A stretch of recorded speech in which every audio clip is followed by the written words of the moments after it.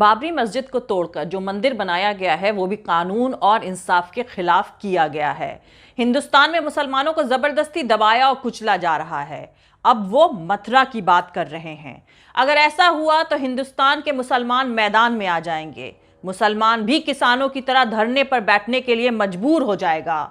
ये तमाम बातें समाजवादी पार्टी के सांसद शफीकुर रहमान बर्क ने उत्तर प्रदेश के डिप्टी सीएम केशव प्रसाद मौर्य के तरफ से उत्तर प्रदेश के विधानसभा चुनाव के नजदीक दिए गए बयान के खिलाफ कही हैं।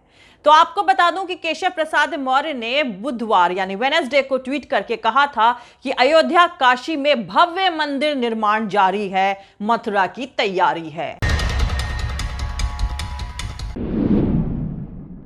मथुरा मस्जिद पर केशव प्रसाद मौर्य के इस ट्वीट के बाद मायावती और अखिलेश यादव ने भी काफी तीखे कमेंट किए हैं। अब काशी मथुरा की बारी, तो काशी भी और अयोध्या भी हमारी, अब कृष्ण जन्मभूमि की बारी है। तो यह सारे काम माननीय प्रधानमंत्री श्री नरेंद्र मोदी जी के नेतृत्व में सरकार बनने और जनता के आशीर्वाद के प्रताप से हो रहा है।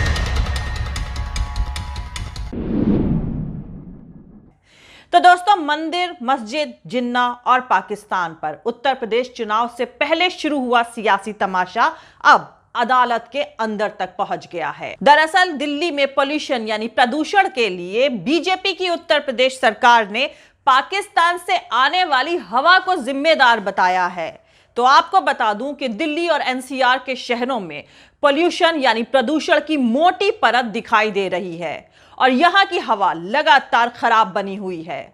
बता दें कि बीते सोमवार को ही दिल्ली में स्कूल खोले गए थे, लेकिन सुप्रीम कोर्ट की फटकार के बाद दिल्ली सरकार ने स्कूलों को अगले इंस्ट्रक्शंस तक बंद रखने का फैसला लिया है। दिल्ली एनसीआर में फैले पोल्यूशन को लेकर सुप्रीम कोर्ट की कड़ी फटकार के बाद मोदी सरकार भी हरकत में आ गई है। मोदी सरकार ने फ्राइडे को सुप्रीम कोर्ट में हलफनामा देकर कहा है कि उसने 5 मेंबर्स वाली टास्क फोर्स बनाई है। ये टास्क फोर्स पोल्यूशन को रोकने के लिए दिए गए अदालत के इंस्ट्रक्शंस का पालन करवाएगी। मोदी सरकार ने हलफनामे में कहा है कि उसने दिल्ली के अंदर फ्लाइंग स्क्वाड की तादाद बढ़ा दी है। दिल्ली में 124 जगहों पर इंस्पेक्शन टीम्स को तैनात कर दिया गया है, जो ये एश्योर कर रही हैं कि कोई भी पोल्यूशन यानी प्रदूषण फैलाने वाला ट्रक दिल्ली के अंदर ना आ पाए। सिर्फ उन ट्रकों को इससे छूट मिलेगी जो सीएनजी से चलते हैं और जरूरी सामान लेकर आ रहे हैं।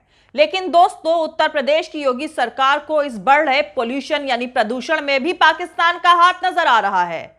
दरअसल पोल्यूशन को लेकर सुप्रीम कोर्ट में चल रही सुनवाई के दौरान जुमा यानी फ्राइडे को उत्तर प्रदेश की बीजेपी सरकार ने दिल्ली में बढ़े पोल्यूशन के लिए अजीब अजीब तर्क दिया है।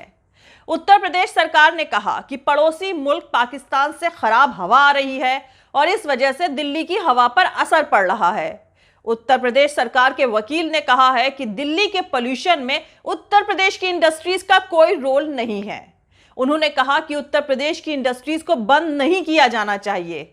इस पर सीजेआई एनवी रमना ने कहा, तो आप क्या चाहते हैं कि हम पाकिस्तान में इंडस्ट्रीज को बंद कर दें? खैर, उत्तर प्रदेश सरकार ने इस बढ़ते पोल्यूशन की जिम्मेदारी पाकिस्तान से आ रही खराब हवा पर डाल दी है।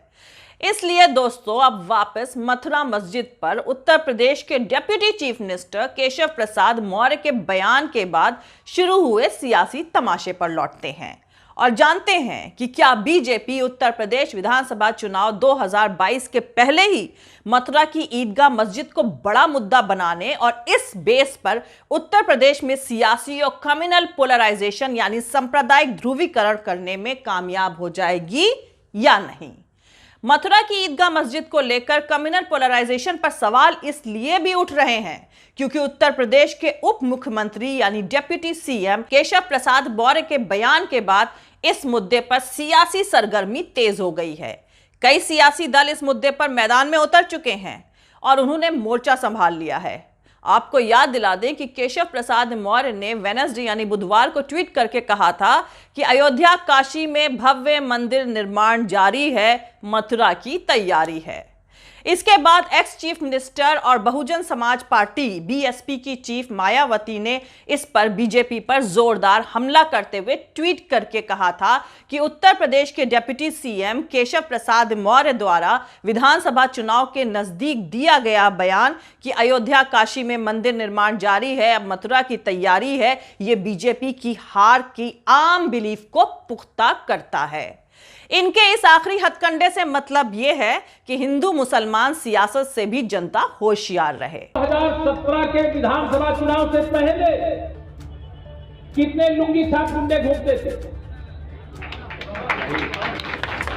जालीदार गोली टोपी लगाए हुए, राइफल रिवाल्वर बंदूक लिए हुए व्यापारियों को डराने और धमकाने का काम कौन करता था? आपकी जमीनों पर कब्जा करना और कब्जा कर ले तो शिकायत करने भी बन जाना, ऐसी धमकी कौन देता था? यह सारा कुछ याद रखना, मेरा इतना ही कहना है।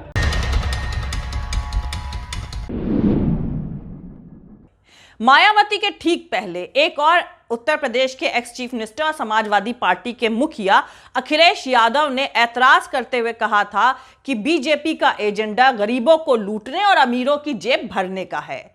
वो हमेशा अमीरों के फायदे के लिए काम करते रहते हैं, लेकिन आने वाले चुनाव में रथ या नया मंत्र कोई काम नहीं आएगा।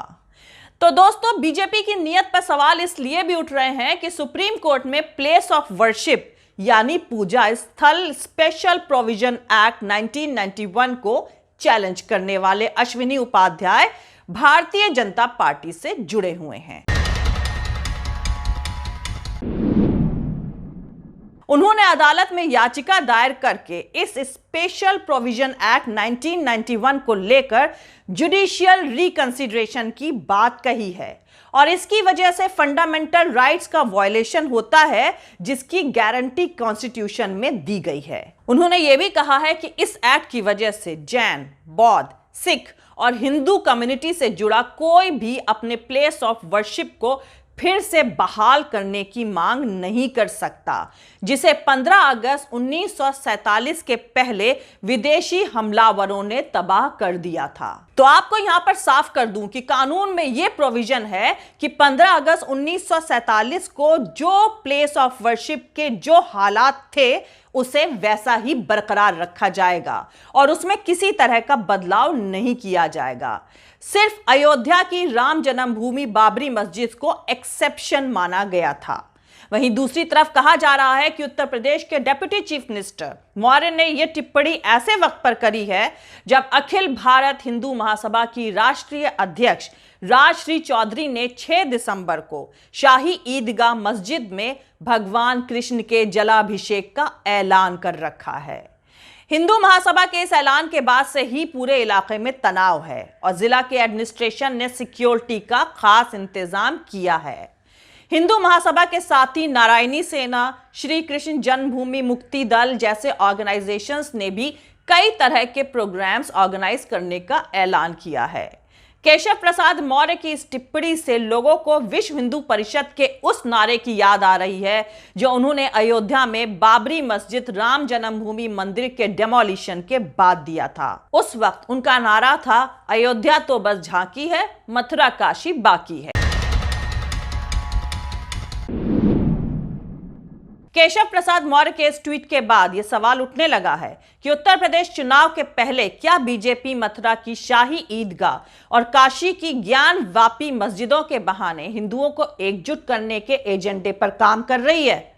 मौर्य का यह ट्वीट इसलिए भी अहम है क्योंकि आरएसएस के मौजूदा चीफ मोहन भागवत ने कुछ ही वक्त पहले कहा था कि मथुरा और काशी के मंदिरों की मांग करने वाले थोड़ा धैर्य यानी थोड़ा सब्र रखें। उन्होंने कहा था कि काशी और मथुरा की मस्जिदों पर हिंदुओं के दावे पर पहले आम सहमति बननी चाहिए। उन्होंने कहा था कि इस मुद्दे पर बहस होनी चाहिए और इसमें मीडिया बेहद अहम किरदार निभा सकता है। मोहन भागवत ने कहा था कि हमारा मानना है कि इन मजहबी जगहों की बनावट को बदलने के लिए एक और आंदोलन खड़ा करने से बेहतर है कि इस पर स्पॉन्टेनियस काम होना चाहिए। तो दोस्तों, अब आप उत्तर प्रदेश के डिप्टी चीफ मिनिस्टर के ट्वीट का सियासी मतलब बहुत अच्छे से समझ सकते हैं। जय हिंद, सत्यमेव जयते, अल्लाह हाफिज। दोस्तों, हमारा पूरा वीडियो और दूसरे और वीडियोस देखने के लिए हमारा YouTube channel political Tamasha with doctor Arshi को सब्सक्राइब करके वहां पे लगी बेल आइकॉन को जरूर दबा दें ताकि आपको हमारे आने वाले हर वीडियो की अपडेट्स मिलती रहे। और दोस्तों, अगर आपको हमारा काम पसंद आता है, हमारे वीडियोस पसंद आते हैं, तो www.patreon.com/dr अर्शी खान पर जाकर डोनेट करके आप हमारे काम को सपोर्ट कर सकते हैं। दोस्तों, अगर आपको हमारा वीडियो पसंद आता है तो लाइक और शेयर करना हरगिज नहीं भूलें। आप हमें फॉलो भी कर सकते हैं हमारे ट्विटर, इंस्टाग्राम और फेसबुक पेज पर। मेरा ट्विटर हैंडल है @arshi_aziz Khan। थैंक यू, मिलते हैं अगले वीडियो में।